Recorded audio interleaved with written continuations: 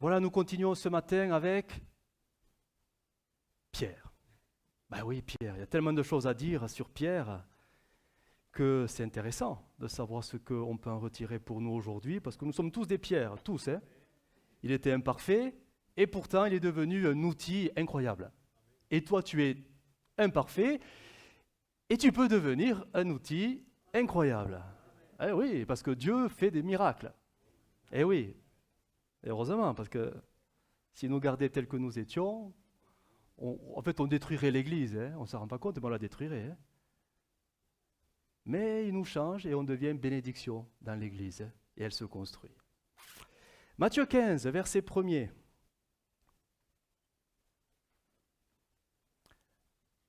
Matthieu 15, verset 1er. Nous avançons dans le récit des évangiles. Et voici une autre scène assez incroyable où Pierre, encore Pierre, se met en avant, peut-être même malgré lui. Rappelez-vous, la semaine dernière, il s'est mis en avant, malgré lui, avec cette parole, tu as les paroles de la vie éternelle. Matthieu 15. Alors, des pharisiens et des scribes vinrent de Jérusalem auprès de Jésus et dirent, « Pourquoi tes disciples transgressent-ils la tradition des anciens ? Car ils ne se lavent pas les mains quand ils prennent leur repas. » Ça veut dire qu'ils ont fait du déplacement pour venir faire une critique à Jésus. Nous, on ne le ferait pas, hein. On ne critiquerait pas Jésus. Oh, non. Mais les frères et sœurs de Jésus, ça, ouais. Et on est prêt à faire des kilomètres pour les critiquer. Je ferme la parenthèse. Verset 3. Il leur répondit, « Et vous ?» Jésus répond aux pharisiens, « Et vous, pourquoi transgressez-vous le commandement de Dieu au profit de vos traditions ? Car Dieu a dit, honore ton père et ta mère, et celui qui maudira son père ou sa mère sera puni de mort. Mais vous, vous dites, celui qui dira à son père ou à sa mère, ce dont j'aurais pu t'assister est une offrande à Dieu. Est une offrande à Dieu, n'est pas tenu d'honorer son père ou sa mère. Vous annulez ainsi la parole de Dieu au profit de votre tradition. Hypocrite, Ésaïe a bien prophétisé sur vous quand il a dit « Ce peuple m'honore des lèvres, mais son cœur est éloigné de moi, car c'est en vain qu'il m'honore en enseignant des préceptes qui sont des commandements d'hommes. » Là, ils n'étaient pas contents. Hein. Les pharisiens, là, ils ont en travers. Hein. Ils ont fait des kilomètres et ils se prennent une parole qui ne les honore pas. Verset 10. Ayant appelé à lui la foule, donc là, on imagine que les pharisiens sont partis, ils boudaient. Voilà, ça y est, ils sont vexés, ils partent. Ayant appelé à lui la foule, il lui dit, écoutez et comprenez. Ce n'est pas ce qui entre dans la bouche qui souille l'homme, mais ce qui sort de la bouche, c'est ce qui souille l'homme. Alors ses disciples s'approchèrent et lui dirent, sais-tu que les pharisiens ont été scandalisés des paroles qu'ils ont entendues? Il répondit, toute plante qui n'est pas plantée, que n'a pas planté mon Père céleste, sera déracinée. Laissez-les. Ce sont des aveugles qui conduisent des aveugles. Si un aveugle conduit un aveugle, ils tomberont tous deux dans une fosse. Et verset 15, le voilà, le verset qu'on va méditer ce matin. Pierre. Ils sont 12, hein, mais c'est Pierre. Et Pierre, prenant la parole, lui dit, explique-nous cette parabole. Et j'arrêterai la lecture ici. Jésus va tout simplement expliquer finalement ce qui souille réellement le cœur de l'homme. Voilà, ce n'est pas les actes qui ne sont pas faits, du style ce qu'ont reproché les pharisiens, où ils ne se lavent pas les mains avant de prendre leur repas, donc ils sont rituellement impurs. Mais ça, c'était des traditions auxquelles les pharisiens attachaient beaucoup d'importance. Mais Jésus va leur expliquer, mais non, ce n'est pas le fait que tu aies les mains sales, qui, par la terre et la poussière, qui vont faire de toi quelqu'un d'impur. Parce que la vraie pureté, elle est à l'intérieur, elle est dans le cœur. L'impureté comme la pureté viennent du cœur. Alors, ce récit, plutôt cette scène, je pense, met met en scène Pierre, malgré lui, encore une fois, parce qu'on voit que Jésus avait quand même une foule avec lui. Il y avait les religieux, il y avait la foule et les disciples. Il va reprendre les religieux, ils sont vexés, ils boudent, ils s'en vont. Après, il s'adressera à la foule et les disciples. Il va leur expliquer les choses plus en détail. Et après, on retrouve Jésus rien qu'avec les disciples. Donc, c'est le cercle vraiment très intime. Et là, dans cette intimité, en fait, mais tous n'ont rien compris à ce que Jésus était en train d'enseigner. Sauf qu'il y en a un qui ne veut pas rester sur une incompréhension. Et il va dire, et là c'est exactement comme la semaine dernière avec Tu as les paroles de la vie éternelle, car nous avons vu. Et là il va dire, non pas explique-moi, il parle au nom des 12. Mais qui l'a mandaté pour faire ça? Personne. C'est en lui. Il est comme ça. C'est Pierre. C'est le Pierre débordant sur les 12. Voilà. Explique-nous cette parabole. Mais c'est sûr que personne ne la comprenait. Sauf que lui aura le courage de dire tout haut ce que tout le monde pensait tout bas. C'est terrible ça, ces phénomènes où on n'ose pas dire les choses, on n'en passe pas moins. Et il y a quelqu'un de courageux qui se lève pour enfin dire les choses. Et Jésus ne va pas le punir, parce que le texte nous dit que finalement, Jésus, grâce au courage de Pierre, va expliquer à tous, Jésus ne prend pas à part Pierre, à tous, finalement, cette parabole. Alors, je vais, du moins l'explication, ça va s'afficher, verset 17. Ne comprenez-vous pas, donc il s'adresse à tous, que tout ce qui entre dans la bouche va dans le ventre, puis est jeté dans les lieux secrets. Mais ce qui sort de la bouche vient du cœur, et c'est ce qui souille l'homme. Car c'est du cœur que viennent les mauvaises pensées, les meurtres, les adultères, les débauches, les vols, les faux témoignages et les calomnies. Voilà les choses qui souillent l'homme. Mais manger sans être lavé les mains, cela ne souille point l'homme. Voilà l'explication. Mais l'explication, elle est venue pourquoi? Parce qu'un homme a eu le courage de parler au nom de tous et lui poser cette simple question, mais qu'un enfant aurait pu poser. Explique-nous ce que tu veux dire, parce qu'on ne comprend rien. On ne comprend rien. Les religieux, parce qu'ils boudaient, ils sont vexés, parce qu'ils ont tenu une parole. Hypocrites, ils sont partis. Ils ne seront pas au bénéfice de ça. Les foules, il semblerait que les foules, je ne sais pas, elles ne sont plus là. On ne sait pas ce qui s'est passé, parce que le récit s'enchaîne très rapidement. Ce sont seulement ceux qui auront pris la peine de rester, et finalement qui seront au bénéfice de la réponse de Jésus. Jésus avait l'habitude d'être abandonné. Ce n'est pas les premiers à partir. Combien lui ont tourné le dos, même ses propres disciples, parce que ses enseignements n'allaient pas selon leur convenance. Il n'était pas traditionnel, Jésus. Ah non, pour le coup, certainement pas. Il n'était pas conventionnel. Il choquait.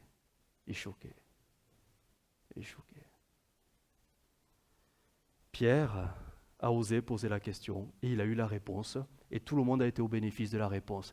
Et ceci, finalement, me permet de développer cet axe un peu particulier, c'est qu'on retrouvera cette attitude, ce comportement, ce phénomène parmi les 12, on le retrouvera facilement même dans l'Église aujourd'hui, même si les personnages, ce n'est plus les mêmes. Pierre, il n'est plus là, les 11, ils ne sont plus là, mais c'est nous qui sommes là maintenant. Et on peut très facilement distinguer ou séparer l'Église en deux. Alors, comprenez-moi bien, je ne sais pas les sauver les perdus, c'est pas ça. C'est ceux qui écoutent la parole et veulent comprendre. Ils veulent vraiment comprendre. Et ceux qui écoutent la parole, ma foi, ils ne cherchent pas réellement à comprendre. Et ça, ce sont deux attitudes, deux profils de chrétiens qui pourtant les deux doivent aimer Jésus, certainement. Mais il y a ceux qui auront soif et ceux qui ne ressentent pas la soif. Ceux qui auront faim de comprendre la parole de Dieu, qui finalement est la volonté de Dieu, et ceux qui vont simplement se contenter de l'écouter. Mais ce n'est pas l'écoute qui fait que les lumières s'allument. À l'intérieur, c'est pas ça. Ce qui fait que la lumière s'allume, c'est parce qu'à ce moment-là, Jésus a donné l'explication. Jésus a donné une explication. Et l'Écriture nous invite vraiment à faire nos efforts pour essayer de comprendre l'Écriture. Ça ne tombe pas du ciel comme ça. Ben sinon, on aurait déjà tout compris. Hein. On aurait compris toute la Bible depuis le temps qu'on la lit quand même. Et force est de constater que, non, on est loin de l'avoir comprise dans sa totalité. Voici quelques textes. Ils vont s'afficher. Éphésiens 5, 17. Regardez, les textes sont forts. Hein. Ne soyez pas déraisonnables. Mais, et voilà, efforcez-vous de comprendre ce que le Seigneur attend de vous. Vous essayez de comprendre quand vous lisez la Bible. Vous savez, quand on la comprend, c'est nos vies qui changent. Hein? Ah oui, c'est ça qui montre la compréhension. C'est un changement de vie. Une vie qui ne change pas, mais qui est au contact de l'Écriture, malgré elle, montre que, en fait, tu n'as pas compris. Elle peut savoir les choses, mais ce n'est pas parce qu'on le sait qu'on a compris. Mes paroles sont esprit et vie. Et ça doit changer, me changer.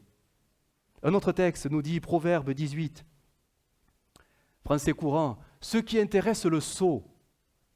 Vous avez compris que le sot, c'est une personne, hein? N'est pas de comprendre, mais de faire étalage de son opinion. Et l'apôtre Paul, il a été clair là-dessus. Tes opinions, tu les gardes. Tu les gardes. Ne discutez pas les opinions, surtout avec les plus faibles dans la foi. Mais il va falloir comprendre la parole. Mais le sot, ça ne l'intéresse pas. Lui, il reste attaché à ce qui lui convient. Proverbe 19, 8 nous dit ceci. Parce que ça s'apprend, ça aussi. Hein? Apprendre à réfléchir, c'est agir pour son propre bien, s'appliquer à comprendre mène au bonheur. Oui? Vous avez compris que ce n'est pas simplement en disant « Seigneur, donne-moi le bonheur » que vous serez heureux. Hein? Non, c'est en mettant en application les Écritures que vous trouverez le bonheur, parce que Dieu bénira les actions qui sont conformes à sa parole. D'accord? Alors, finalement, pour arriver à tout ça, à bien réfléchir, pour s'appliquer à comprendre, qu'est-ce qu'il faut faire? Il faut faire la seule chose que nous pouvons faire à ce stade-là, c'est prier. Psaume 119 nous dit, 27, ça doit devenir notre prière. Fais-moi comprendre la voie de tes ordonnances, et je méditerai sur tes merveilles. Fais-moi comprendre pour que je médite. C'est le chemin du bonheur, hein, de la bénédiction. Vous avez des Bibles à la maison? Parce que sinon, on peut vous en offrir. Hein. Non mais, c'est pas parce que tu en as 15 à la maison que le voisin, peut-être, il n'en a pas. Hein. Non mais c'est important d'avoir la Bible. Hein. C'est pas de l'ironie ce que je dis. Hein. C'est vraiment important. C'est une source quotidienne. Mais il faut l'avoir, la Bible. Il faut l'avoir, et pas au fond d'un carton, mais avec soi. Hébreux 5, verset 11. Voilà le constat de certains chrétiens. Et c'est le reflet parfois de l'Église aujourd'hui. Hein. Ou peut-être par tout le monde, mais quelques-uns certainement. Sinon, le verset, il faudrait le barrer, le rayer, et on passe à autre chose. Hein. Hébreux 5, 11. Nous avons beaucoup à dire là-dessus, donc sur les Écritures, sur certains aspects, et des choses difficiles à expliquer. Pourquoi? Parce que vous êtes devenus lents à comprendre. Vous êtes devenus là à comprendre. Ce n'était pas le cas à la conversion, parce qu'il y avait une soif à la conversion. On voulait apprendre, on voulait savoir, tout était nouveau. Jésus était grand et glorieux, nos vies, elles étaient sur l'autel, on aimait Jésus de notre cœur. Mais avec le temps, vous êtes devenus lents à comprendre. À comprendre la parole. Parce que la vie, votre vie chrétienne est devenue statique, figée, elle ne change plus. Votre vie n'est pas de plus en plus sainte. Non, elle ne bouge pas. Voire elle régresse. Toujours Hébreux 3, 13. Alors c'est pire, hein, parce que ça aussi, ça existe. Hein. Hébreux 3, 13. Encouragez-vous les uns les autres, chaque jour, tant que dure l'aujourd'hui, dont parle l'Écriture, afin qu'aucun de vous, et là on a passé un cap dans la régression, ne refuse de comprendre en se laissant tromper par le péché. On peut ne pas comprendre l'Écriture parce que négligent, mais là on parle de le péché qui aveugle et qui nous rend incapables d'accepter la parole de Dieu telle que le Saint-Esprit l'a voulu pour nous. Et on refuse, on rejette les commandements, les prescriptions, les recommandations. Donc on sent qu'il y a quand même le Saint-Esprit qui voudrait que nous puissions faire nos efforts, mais on s'aperçoit qu'il y a quand même une régression qui peut s'installer de plus en plus, de plus en plus. Alors, pour être concret, et surtout court, comment, concrètement, comment peut-on faire pour bien ou mieux comprendre les Écritures? Vous allez voir, c'est très simple, hein, parce que la Bible, on l'a tous, mais ce n'est pas parce qu'on l'a qu'on la comprend bien. Alors, 2 choses, à savoir, vous allez voir, mais c'est très simple. Hein. La première, c'est qu'il y aura toujours, pour une bonne compréhension, toujours, la part du Seigneur. Sans lui, on ne peut rien faire. Hein. Et la part du Seigneur, il fera toujours ce que nous, on ne peut pas faire. C'est-à-dire, alors il y a des textes qui le disent, il va nous ouvrir, alors selon les versions, l'esprit, l'intelligence, l'entendement, bref, il va ouvrir ce qui est fermé en nous. Et c'est important, sinon la Bible, on ne la comprendra pas. Quand je dis comprendre, c'est une connaissance vivante qui se traduit en acte. D'accord ? Alors, nous avons ça dans Luc 2, 44. On avait les disciples, même les disciples n'avaient pas compris. Hein. Jésus leur dit, c'est là ce que je vous disais lorsque j'étais encore avec vous, il fallait que s'accomplisse tout ce qui est écrit de moi dans la loi de Moïse, dans les prophètes et dans les psaumes. Là, jusqu'à présent, ils n'avaient rien compris. Ils connaissaient les textes, mais ils n'avaient rien compris. Alors, Jésus leur ouvrit l'esprit, ou l'intelligence, dira d'autres versions, afin qu'ils comprennent les Écritures. Verset 45. Il leur ouvrit l'esprit pour qu'ils comprennent les Écritures. Ça, c'est la part du Seigneur. On ne peut pas le faire, ça. C'est Dieu qui le fait. On retrouvera cette action du Saint-Esprit sur cette chrétienne, Lydie, marchande, de pourpre. Le Seigneur lui ouvrit le cœur, l'esprit, l'entendement, le cœur, pour qu'elle fût attentive à ce que disait Paul. Ça, c'est l'action du Seigneur. Et cette action du Seigneur, finalement, ça ne peut être que notre prière. Seigneur, mais ouvre-moi le cœur. Parce que peut-être qu'on se croit tous ouverts du cœur, on se croit tous ouverts de l'intelligence, peut-être on se dit, moi je suis converti depuis 30 ans, c'est bon, je connais. Non, on ne connaît pas. Seigneur, ouvre-moi l'intelligence pour que je comprenne ta parole. Donc ça, c'est la part du Seigneur. Mais la deuxième chose à savoir, c'est que nous avons aussi notre part. Et c'est ça qu'on va développer. Qu'est-ce que je dois faire, mais concrètement, pour que je puisse comprendre les Écritures? Le Seigneur fera sa part, parce que je vais le lui demander, mais qu'est-ce que je dois faire, moi, pour que les choses s'éclairent à moi? C'est simple, hein. Je veux dire, vous allez voir, si tu veux vraiment comprendre la volonté de Dieu, si tu veux comprendre les Écritures, mais vraiment, premièrement, lis ta Bible. Ouais, non, mais ça fait sourire, hein. On peut passer plus de temps à prier, Seigneur, donne-moi des révélations, donne-moi des révélations, donne-moi des révélations, et vous arrivez au millénium que vous n'avez rien reçu, alors que la prière la plus pragmatique, et c'est celle du psalmiste, Seigneur, enseigne-moi tes ordonnances, enseigne-moi tes préceptes, enseigne-moi tes commandements. Pour nous, c'est quoi? Seigneur, mais enseigne-moi ta parole, parce que je vais la lire. Je veux plonger mes regards dedans, mais je suis très limité. Alors Seigneur, ouvre mon entendement pour que ce que je vais lire devienne esprit et vie. Vous lisez la Bible? Ouais, mais j'ai été sûr que vous allez dire ça, mais comprenons bien que, vous savez qu'on peut lire la Bible, mais rester complètement fermé. L'entendement ne s'ouvre pas, l'intelligence ne s'ouvre pas, le cœur ne s'ouvre pas.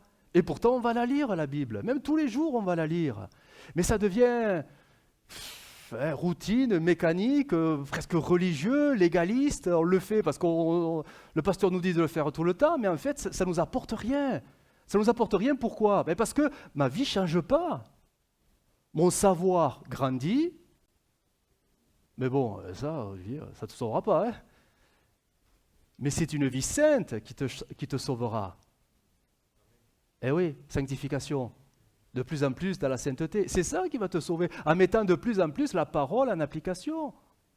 Donc il faut lire la Bible, certainement, mais qu'il faut la lire la Bible, mais surtout avec cet esprit de prière. Seigneur, mais ouvre-moi l'entendement. Parce que ta parole est une profondeur que je ne peux pas sonder tout seul. Si le Saint-Esprit a inspiré l'Écriture, c'est lui qui vous éclairera pour la comprendre, afin que votre vie change. Donc une vie qui ne change pas, deux choses l'une, soit elle n'a pas compris, soit elle ne veut pas changer, et là c'est pire, parce qu'elle refuse de comprendre. Ça c'est de la révolte, c'est de la rébellion contre Dieu. Hein? Que nous dit le psaume 1? Alors français courant pour changer un peu. Hein? Heureux, béni, heureux, qui ne suit pas les conseils des gens sans foi ni loi, qui ne s'arrête pas sur le chemin de ceux qui se détournent de Dieu et qui ne s'assit pas avec ceux qui se moquent de tout. Non mais on est tous d'accord avec ça, mais examinons notre entourage. Et là on se dit, mais Seigneur, peut-être qu'il faudrait que je fasse le tri. Je ne vais pas plus loin. Verset 2. Ce qu'il aime, au contraire, c'est l'enseignement du Seigneur. Il le médite jour et nuit. Conséquence, il est comme un arbre planté près d'un courant d'eau, etc. Et ça finit par tout ce qu'il fait est réussi. C'est-à-dire béni de Dieu. Béni de Dieu. Josué a eu la même parole. Dans Josué 1,8, que ce livre de la loi ne s'éloigne point de ta bouche, médite-le jour et nuit, pour agir fidèlement selon tout ce qui est écrit, car c'est alors que tu auras du succès dans tes entreprises, c'est alors que tu réussiras. J'ose la question, quelle est la dernière fois que tu as ouvert la Bible?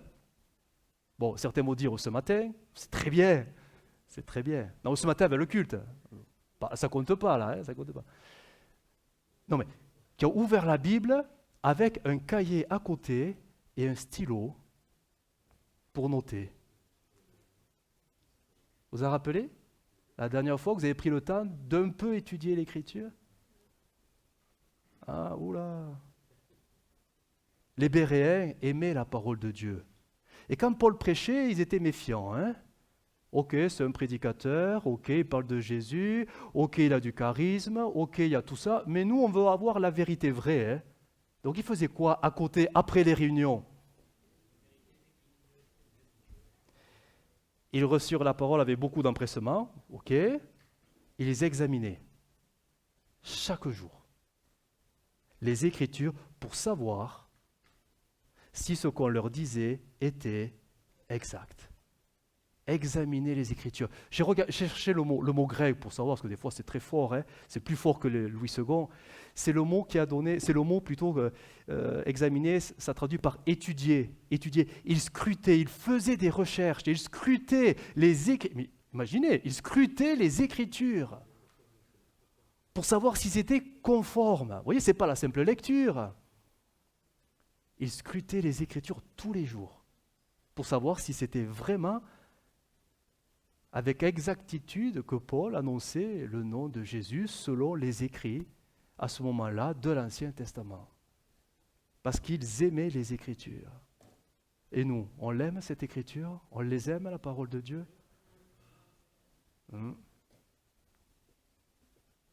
Ben, dis-moi ce que tu fais avec les Écritures et je te dirai si tu les aimes vraiment. Le psalmiste disait, psaume 119, verset 10, « Je te cherche de tout mon cœur. Ne me laisse pas m'égarer loin de tes commandements. » Et le verset 11, « Je serre ta parole dans mon cœur afin de ne pas pécher contre toi. » Si on serrait cette parole, mais vraiment dans nos cœurs ouverts, mais c'est sûr, il y aurait moins de faiblesse au milieu de nous, moins de fragilité, moins d'accidents, ou pas d'accidents, ou de chutes dans le péché. On serait plus fort en Christ. Parce que la parole deviendrait une base, un socle sur lequel on s'appuie et on construit, bref, des convictions fortes qui nous protégeraient même au jour de la tentation. Est-ce que Jésus n'a pas dit « Il est écrit ». Quand le diable le tentait, il est écrit. Et nous, qu'est-ce qu'on est capable de dire quand la tentation est là?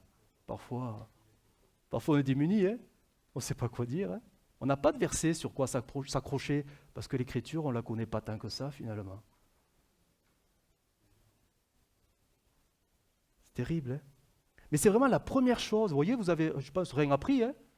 Mais la première chose, mais élémentaire, si tu veux comprendre la volonté de Dieu, du moins ce que Dieu attend de toi, mais commence premièrement par t'imposer, oui, je parle de discipline, hein, impose-toi un temps de lecture, mais avec cet esprit de prière.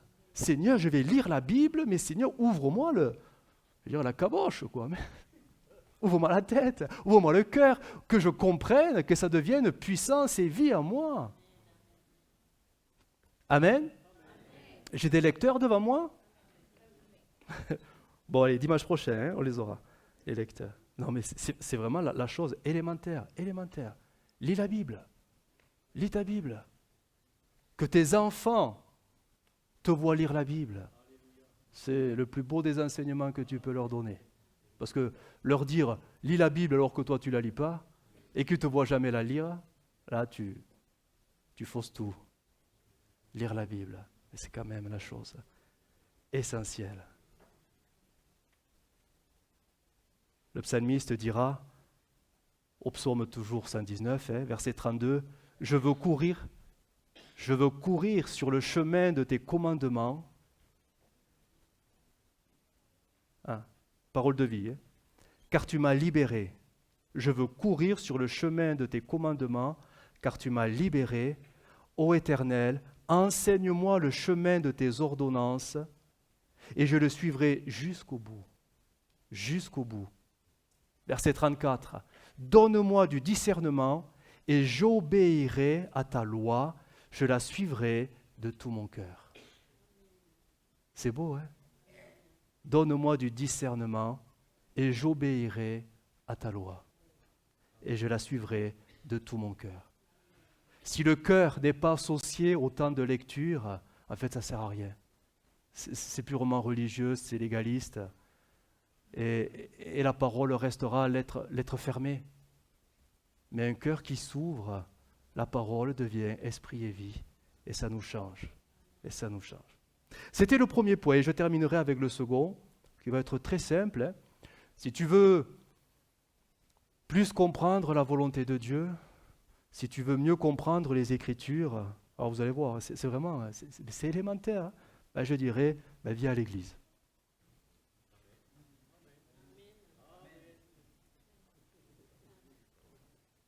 Pourquoi? Pourquoi faut-il venir à l'église? Pour mieux comprendre les Écritures. Acte 8, 30. Semeur.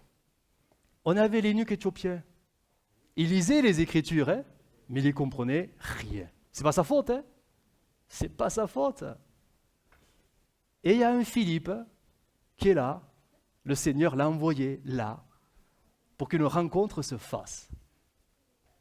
Philippe courut et entendit l'Éthiopien lire le prophète Ésaïe. En plus, Ésaïe, mais allez comprendre Ésaïe. Alors il lui demanda, comprends-tu ce que tu lis? Et l'Éthiopien, au moins il est honnête, hein? Comment le pourrais-je, répondit-il, si je n'ai personne pour me l'expliquer? Et il invita Philippe à monter, s'asseoir à côté de lui. Vous voyez déjà là, c'est les prémices de l'Église. Là où 2 ou 3, parce qu'il devient chrétien, hein, le bonhomme, hein, il devient chrétien quand il comprend les Écritures. Il se fait baptiser dans la foulée. Mais finalement, est-ce que l'Église n'est pas le lieu où la parole de Dieu est, allez, il faut le dire quand même, expliquée? Ça s'appelle quoi? Des prédications. Ah bon, ça servait à ça? Ben oui, ça servait à ça. Venir à l'église. C'est dur, hein, de venir à l'église. Hein? Oh, surtout le dimanche quand il y a l'assemblée générale. Oh là là, il faut se lever. Oh là là. Et oh, fou.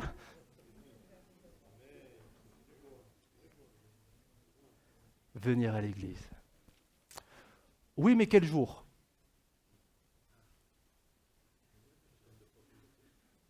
Ah, quel jour? Seigneur, quel est le jour ou quelle est la réunion où je vais apprendre le plus en ouvrant les Écritures, ensemble finalement?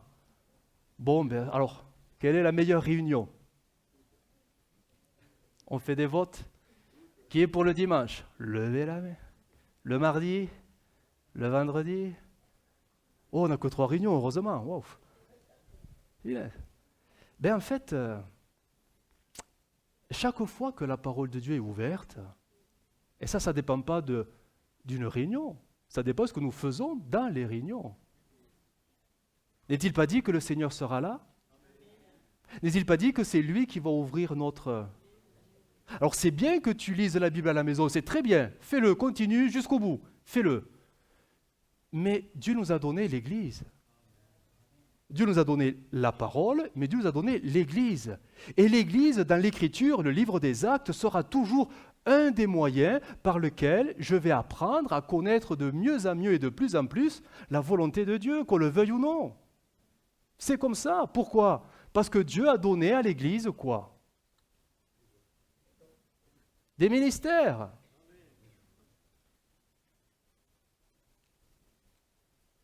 Alors peut-être vous êtes de ceux qui pensaient que les ministères, chacun est libre de penser ce qu'il veut. Mais l'apôtre Paul a été très clair là-dessus. Les ministères ont été donnés à l'Église pour que l'Église soit capable d'accomplir elle-même son propre ministère. Donc ça veut dire qu'à un moment donné, dans l'Église, la Bible s'ouvrira. Qu'à un moment donné, un prédicateur, peu importe, prêchera. Et si ton cœur est ouvert, si ton cœur est réceptif, le Seigneur, le Saint-Esprit, peut te montrer quelque chose que tu as besoin de comprendre, que tu n'avais peut-être jamais compris, malgré tes lectures au quotidien. Parce que le Saint-Esprit parle d'une manière même très particulière quand nous nous rassemblons. Les dons spirituels. Quand tu es seul à ta maison, tu n'auras pas un don spirituel. Tu ne vas pas te parler à toi-même. Un don spirituel, c'est l'Esprit qui te parle par quelqu'un. Que tu ressentes des choses, c'est autre chose. Là, on parle de sensibilité spirituelle. Mais un don spirituel, mais finalement, ça s'entend à l'Église. Quand le peuple de Dieu se rassemble, là où 2 ou 3 sont rassemblés, le Saint-Esprit peut t'enseigner l'Écriture par un don spirituel, tout comme il peut t'enseigner l'Écriture au travers d'une prédication. Mais c'est dommage de se priver de ça, parce que c'est Dieu qui l'a pensé pour nous, ça. Et qu'il a voulu pour nous, pour notre édification personnelle, mais surtout collective. Afin que les pierres que nous sommes s'unissent de plus en plus les uns les autres. Non pas pour se heurter, se confronter, mais s'assembler les uns les autres pour constituer la maison spirituelle. Ça, à la maison, tu ne peux pas le faire tout seul. Tu ne peux pas. Mais c'est dans l'Église qu'on vit ces choses-là. Et c'est important, finalement, bah oui, je le dis, hein, de venir à l'Église. Non, c'est important ou pas? Acte 2, si c'est vraiment la base de notre vie, Acte, c'est vraiment le début de l'Église, Acte. Hein. Acte 2, 42, il persévérait dans l'enseignement. C'est étonnant. Pourquoi il n'est pas dit de Jésus? Ah, ah oui. Parce que l'enseignement des apôtres, finalement, c'est l'enseignement des prédicateurs du moment. Ils ont été formés par Jésus. Ils retranscrivent ou ils transmettent les enseignements de Jésus, mais ce n'est pas Jésus qui prêche, c'est les apôtres. À vivre en communion les uns les autres, et à rompre le pain et prier. Et c'est le dernier mot qui est le plus important.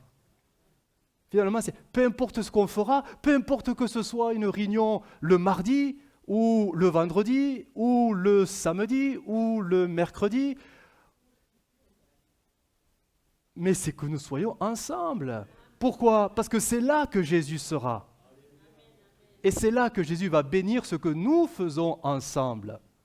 Et le Saint-Esprit nous l'a parlé, nous l'a rappelé ce matin. Le fait de se tenir la main, c'est purement symbolique. Mais la symbolique, vous la comprenez, la symbolique? L'unité. L'unité. Alors moi, j'ose la question. Quand tu viens à l'église, il est comment ton cœur? Il est fermé? Est-ce que tu l'aimes, l'église? Dis-moi, alors là, vous n'allez pas aimer, hein? C'est sûr. Hein? Dis-moi combien de fois tu viens à l'église et je te dirai si tu aimes l'église. Ah, je ne parle pas du Seigneur, je sais que tu aimes le Seigneur. Je te parle de l'église locale, celle que Dieu t'a donnée. Ah, je suis allé trop loin. Je suis allé trop loin. Eh oui. Après, je sais bien que nos vies font que parfois, bon, le travail, les contretemps, je sais bien, je sais tout ça. Je sais tout ça. Mais vous savez, quand on aime vraiment quelque chose et qu'on est, disponible, oui, ça, disponible. Mais qu'est-ce qui m'empêcherait de venir à l'église vu que je l'aime? Qu'est-ce qui m'empêcherait d'être en communion avec mes frères et sœurs, sachant que la parole sera ouverte et que j'ai besoin d'apprendre la volonté de Dieu? Alors, à moins que tu te dises, mais la volonté de Dieu, je la connais, c'est bon, ça va. Une réunion par semaine, ça me va. Une réunion par mois, parfait pour moi. Ok, très bien. Tu ne serais pas le premier à vivre comme ça. Les chrétiens de Laodicée, ils se croyaient, voilà, on a tout, on est bien. Ils ne voyaient même pas dans quel état ils étaient. Et le Seigneur les reprendra très sévèrement. Et du zèle, repens-toi. Terrible, hein? Pour une église d'entendre ça. Est-ce que ton cœur est ouvert quand tu viens à l'église? Tout comme, est-ce qu'il est ouvert quand tu ouvres la Bible à la maison, quand tu es seul chez toi? Est-ce que quand tu viens à l'église, là, tu arrives à l'église, est-ce que tu vas ouvrir les portes? Est-ce que ton cœur, il s'ouvre aussi? Ou est-ce qu'il est fermé? Vous voyez, je ne sais même pas quoi dire, alors j'ai dit gna gna gna. Hein? Mais des fois, on est fermé, c'est pas vrai? Et vous savez que même le pasteur, il peut être fermé. Heureusement que Dieu change les cœurs pendant les réunions. Mais heureusement, on n'est pas toujours au top, mais c'est pendant que nous sommes ensemble que la bénédiction de Dieu nous transforme et nous change. Quand nous venons à l'église, dans quel état on est? Franchement, est-ce que je suis heureux, est-ce que je suis content de savoir que la Bible sera ouverte, qu'un enseignement sera donné, que le Saint-Esprit va peut-être parler, que je vais peut-être être un instrument du Saint-Esprit pour édifier mes frères et sœurs? Est-ce que ça vous agrée, ça vous plaît? Vous savez, le triste constat, c'est que l'Église elle pourrait fermer, que pour certains, ça ne leur ferait rien. Je vais loin? Rappelez-vous le Covid. Combien ont ressenti, mais vraiment dans leur cœur, comme cette souffrance? L'Église est fermée. L'Église est fermée. On ne parle pas d'un dimanche. Combien ont souffert là silencieusement dans leur cœur parce qu'on ne se voyait plus? Pour d'autres, oui, c'est super. J'ai redécouvert mon canapé. J'étais à mon rythme. Voilà, je flottais. Merci Covid. Et l'Église, elle pourrait fermer que certains, ça leur... C'est terrible ce que je dis, hein, mais je sais que c'est la réalité. Quand tu loupes une réunion, parce que ça peut arriver de louper une réunion, parce que la vie fait que des fois, il se passe des choses, et il se passe quoi dans ton cœur? Mais toi, tu loupes un dimanche, il se passe quoi? C'était pas prévu. Bon, des fois, voilà, on organise des trucs. C'est dimanche matin, il fait beau. Ah, je vais à la mer. Bon, bref. Non, voilà, tu vas aller à l'église, il y a un contretemps, tu as la chaudière, elle a explosé. Et là, il se passe quoi, là? Il se passe quoi? Alors, tu es obligé parce qu'il faut ouvrir la porte au plombier, donc il va venir. Et tu le vis comment dans ton cœur? Ah, j'ai pas pu aller à l'église. Je me faisais une joie d'aller à l'église et j'ai pas pu y aller. Ou est-ce que, merci Seigneur, la chaudière elle a explosé, je peux rester. Je vais évangéliser le plombier. Non, mais il y a ceux qui vont ressentir ce manque, une frustration. J'ose dire même une saine frustration. Parce que pour eux, venir à l'église, mais c'est important. Au-delà de la communion fraternelle, parce qu'on est tous sympathiques. Hein. Mais le fait de savoir qu'on va passer à côté de ce que le Saint-Esprit a préparé d'avance. Le Saint-Esprit sait ce qu'il va faire. Et vous savez qu'il parle qu'au présent, c'est au présent, à ceux qui sont là. Hein.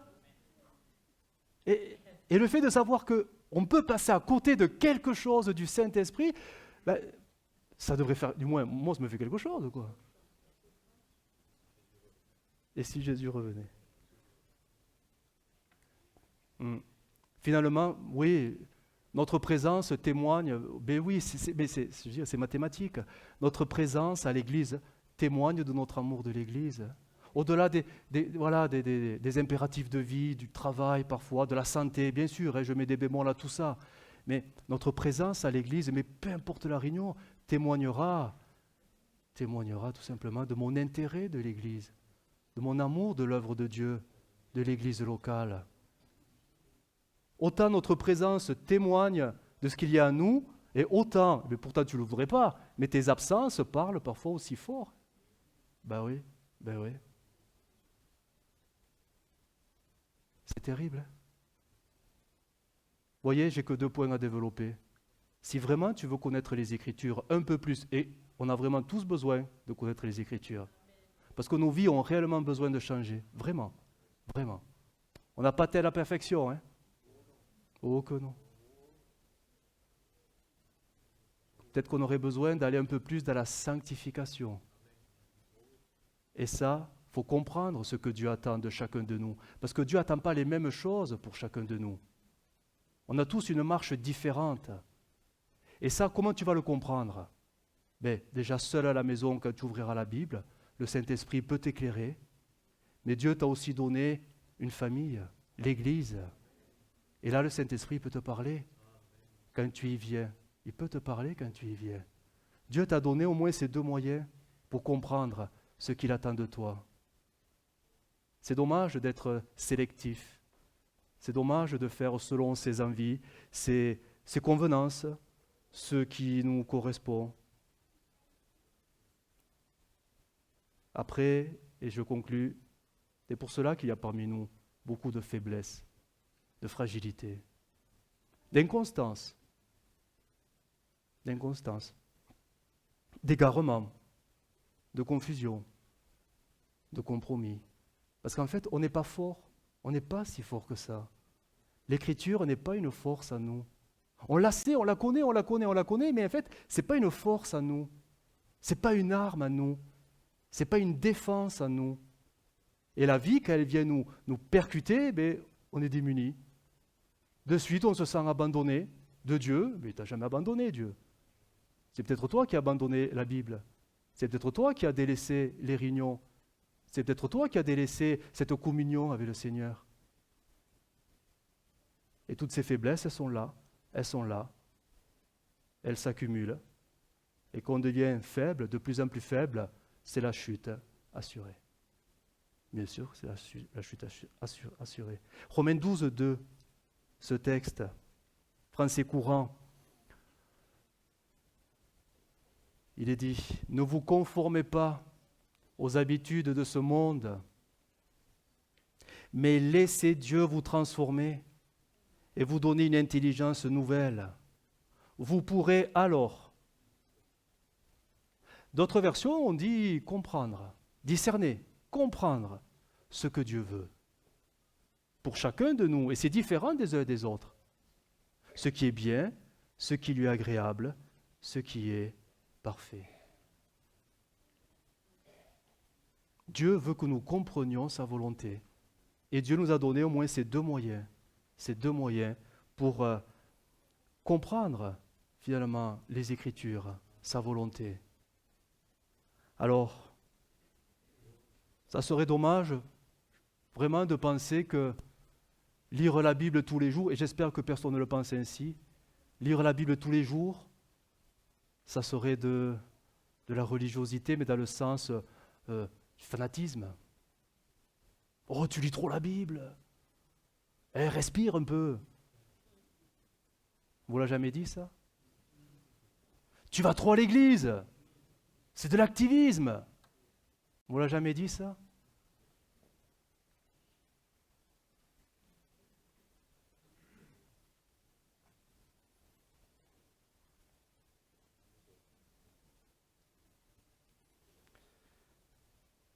Jésus disait, et c'est ma conclusion, ce verset, il est très simple, que celui qui peut comprendre, comprenne. Et on n'est pas tant que ça, à pouvoir comprendre vraiment ce que Dieu veut pour chacune de nos vies. Parce que si c'était le cas, nos vies auraient des fruits différents, un éclat différent. Ah oui, on sait des choses. Mais est-ce que nos vies reflètent cette compréhension vivante des Écritures par la puissance du Saint-Esprit?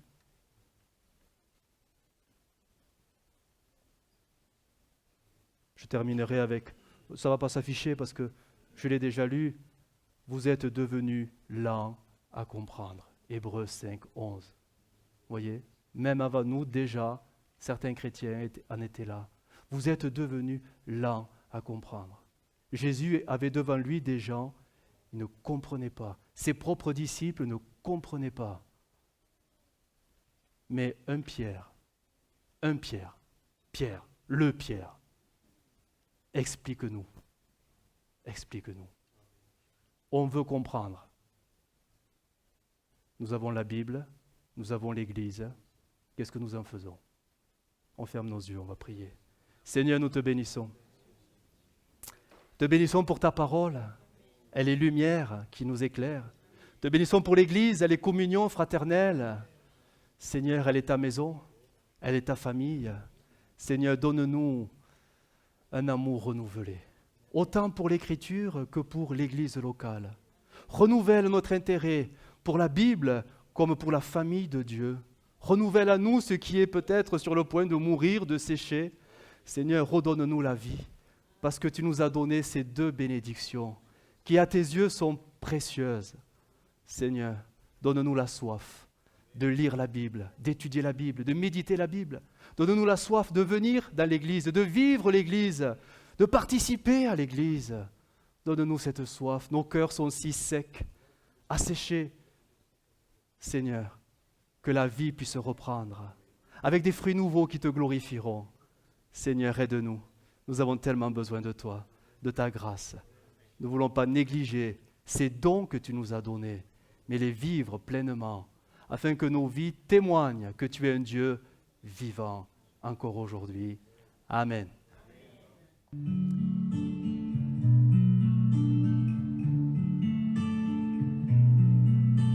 I heard there was a Savior called. David played and he plays the Lord, but you don't really care for music, do ya? Well, it goes like this: the fourth, the fifth, minor fall, major lift, the baffled king.